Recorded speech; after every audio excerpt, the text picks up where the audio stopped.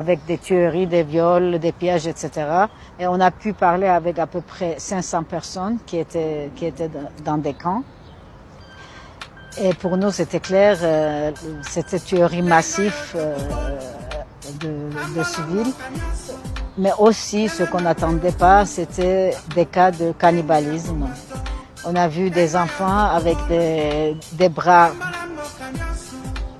coupés, on a vu des gens avec des séquelles, on a écouté des histoires, on nous a donné des photos, des têtes coupées, des montagnes de têtes coupées. C'est le niveau d'horreur est incroyable.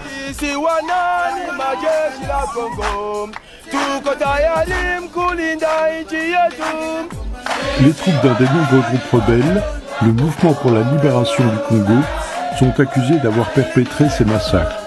À leur tête, un richissime homme d'affaires, Jean-Pierre Bemba. Nabino n'a recru, n'a pas sabina liboso félicitations, puisque atango abitumba wana namonaki makasi Nabino abanga liwate pe abanga munduki te abanga masasi te. C'est comme ça que eloko etolingi armée na sikao etolingi bino bozako yekola lelo oyo tobengi armée à libération na Congo kwa bokota bokoma lobby ba acteur effectif ya libération wana.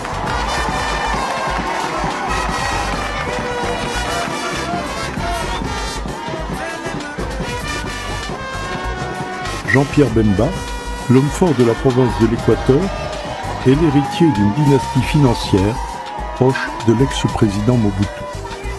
Aujourd'hui, c'est un autre président, l'Ougandais Yoweri Museveni, qui compte parmi les meilleurs soutiens de Jean-Pierre Bemba. Il lui envoie des armes et des conseillers, de quoi équiper et encadrer les troupes que Bemba dirige d'une poigne de fer. Des milices rebelles, où l'on retrouve quelques commandos d'élite de l'ancienne armée zaïroise. Les groupes de Jean-Pierre Bemba avaient 2-3 jours pour se faire payer. Et c'était le pillage et le viol, c'était une façon d'être payé parce que Jean-Pierre Bemba ne les paye. Mais ils sont rentrés dans chaque maison et ils ont pillé chaque maison et ils ont violé chaque femme qu'ils ont trouvée sur place. Pourtant aujourd'hui, Jean-Pierre Bemba ne doit pas rendre compte de ses actes. C'est déjà, je pense que c'est une décision politique. Il faut déjà politiquement, la personne qui est à la tête du pays décide que c'est une priorité pour le Congo, de mettre fin à l'impunité et d'écouter les victimes.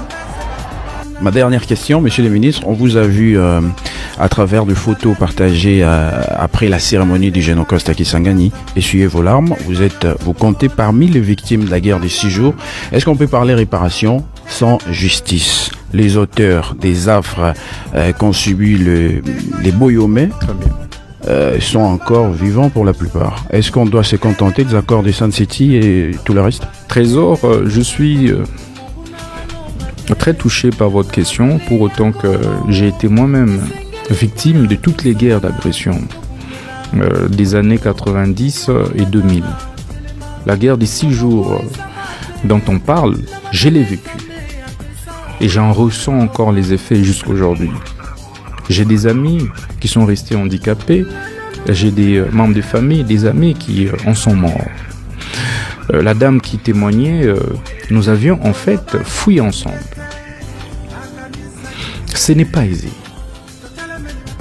Et donc je pense je suis le seul membre du gouvernement victime directe de la barbarie, de l'agression rwandaise sur notre territoire. Les Génécostes, ce n'est pas une légende.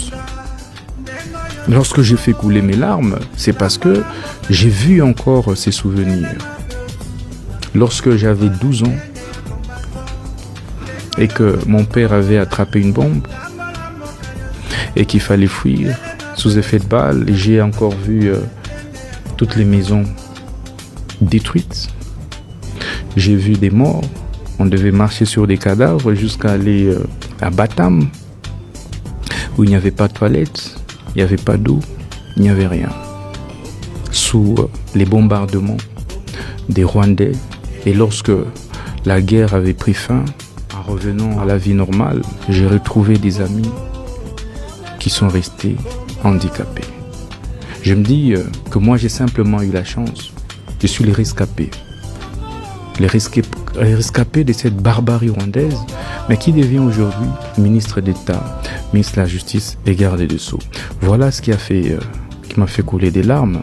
Voilà ce qui crée encore en moi et de l'émotion et de la détermination à poursuivre un combat sans relâche contre les sanguinaires Paul Kagame, contre tous les Congolais qui acceptent de trahir leur pays, de tuer leurs propres frères congolais pour des intérêts mesquins, égoïstes, des intérêts liés au matériel qui le sont fournis par des étrangers. Et c'est pourquoi je m'emploie efficacement, au-delà de pression diplomatique, à pouvoir mettre en place des mécanismes qui tentent à faire en sorte que les responsables de tous ces crimes odieux puissent répondre de leurs actes. Je cite M. Kagame, qui devra répondre de ses actes, et absolument, devant des juridictions pénales internationales. Comme vous le savez, la CPI existe, et nous allons nous employer pour qu'un nouveau déferment soit fait contre M. Kagame devant la CPI. Kagame et tous ses complices. Pas contre les auteurs congolais de ses actes. J'ai dit Kagame et ses complices. S'agissant des Congolais, au-delà de la CPI d'ailleurs, puisque nos juridictions sont compétentes, je vous informe que le statut de Rome pose le principe de la complémentarité sur le plan de poursuite. Pour les Congolais, vous l'avez vu,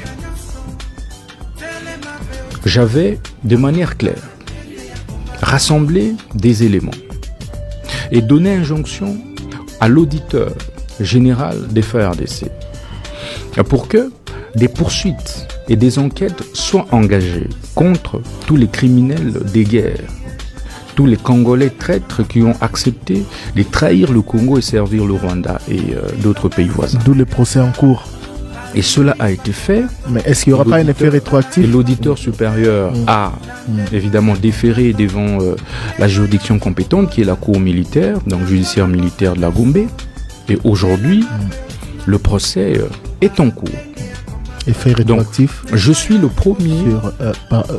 premier ministre de la Justice à avoir fait ouvrir un dossier, donc un procès public contre des rebelles. Ça n'a pas existé. Parce qu'effectivement, on était dans le juridisme, que non, il n'y aurait pas de procédure en contumace dans notre droit, il n'y aurait pas ceci, cela, mais nous avons trouvé une brèche. C'est la procédure par défaut, qui est organisée aussi bien par le code judiciaire militaire que par le code de procédure pénale de notre pays. Et nous attendons les verdicts parce qu'il y a eu des plaidoiries, il y a eu les réquisitoires du ministère public, de l'auditeur supérieur, et nous attendons maintenant le prononcé. Concernant cette situation du génocoste, il y a des acteurs congolais alliés ou complices du Rwanda, de l'Ouganda, qui sont aujourd'hui très actifs en politique. Certains siègent même avec vous au sein des institutions, au sein du gouvernement. Qu'est-ce qu'on en fait? Le docteur Mukwege, par exemple, fait toujours le plaidoyer de réchauffer, de remettre sur la table le rapport mapping, et il n'est pas le seul à le dire. Qu'est-ce que vous allez faire par rapport à ces gens-là? Ce sera notre dernière question. Il faut dire que la loi pénale ne rétroagit pas. Ça, c'est des principes basiques du droit pénal. Et donc, il sera difficile, au jour d'aujourd'hui, de pouvoir envisager un mécanisme judiciaire qui puisse concerner tous ceux qui avaient bénéficié de l'amnistie à l'époque. À la faveur des accords de Sun City. À la faveur de la paix, quoi. Merci à vous.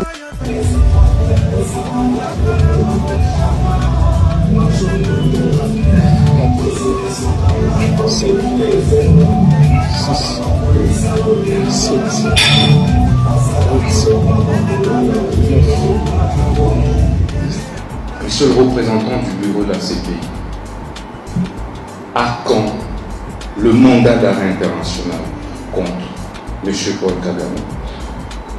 Je serais heureux que la prochaine fois où nous allons vous recevoir dans notre pays, que nous puissions plutôt discuter des modalités d'arrestation de M. Paul Kagame.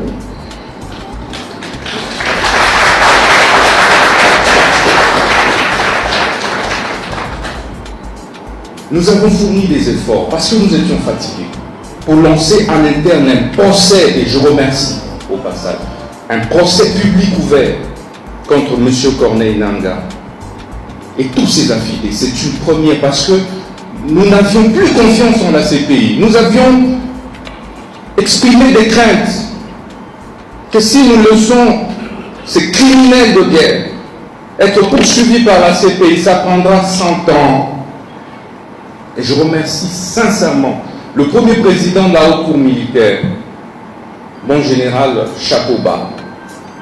Je remercie sincèrement l'auditeur général des forces armées congolaises, général Likoulia, chapeau bas. Je remercie également le procureur général près la Cour de cassation, chapeau bas. Vous avez sauvé l'image de la République et vous avez fait parler le principe de la complémentarité qui est consacré dans les statuts de Rome. Nos juges, nos magistrats ont démontré qu'ils sont capables de poursuivre les criminels de guerre congolais. Et cette action a été autant saluée par notre peuple, par nos populations, que nous voulons ici encourager et saluer. Je suis d'accord avec la diplomatie du professeur Taylor, un des brillants et éminents professeurs. C'est bien. Mais moi, je serais beaucoup plus agressif. Mais très agressif. Parce que le peuple attend de nous des solutions concrètes face à tous les massacres dont il est victime, et essentiellement dans la partie est de notre pays. C'est par ces mots que je voudrais souhaiter plein succès à ces travaux. Et je pense que parmi les conclusions, Monsieur le représentant du procureur de la CPI pourrait envisager de manière beaucoup plus concrète les modalités du lancement des mandats d'arrêt contre M. Paul Kagame. Cela dit, je déclare ouvert les travaux et ces journées de réflexion et d'échange, entre autres sur les poursuites, les modalités des poursuites de tous les criminels de guerre et tous les agresseurs de la République démocratique du Congo. J'ai dit, je vous remercie.